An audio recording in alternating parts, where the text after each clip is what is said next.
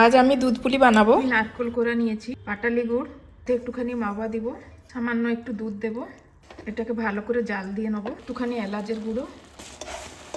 হয়ে গেছে, এখন আমরা গ্যাস বন্ধ করে দেবো। 2 বাটি জল নিয়েছি, স্বাদ মতো নুন, সামান্য একটুখানি সাদা তেল। জলটা ফুটে গেছে, এখন আমি এর মধ্যে চালের গুঁড়ো দেবো, আতপ চালের গুঁড়ো।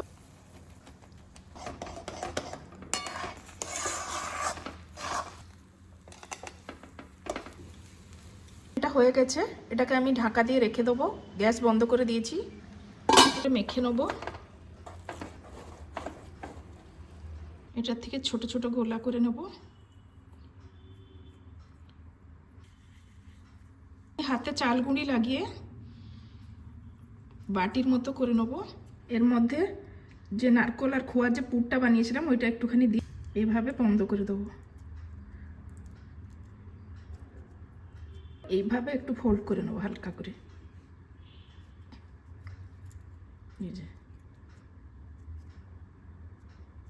আরেক রকম করে আপনাদের দেখাচ্ছি আমি।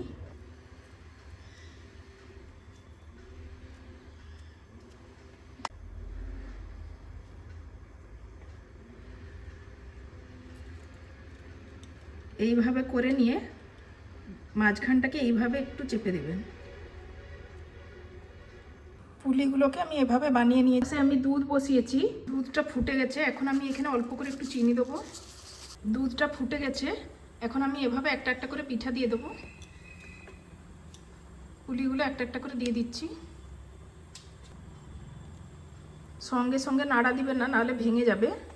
এভাবে হালকা হাতে একটু নেড়ে নেবেন। এর মধ্যে একটুখানি গ্রেট করা খোয়া অ্যাড করব।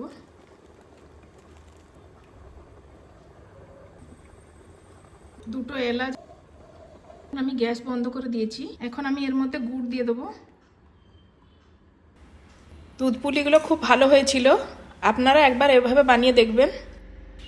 যদি আপনাদের ভালো লেগে থাকে তো লাইক, শেয়ার আর সাবস্ক্রাইব করে দিবেন।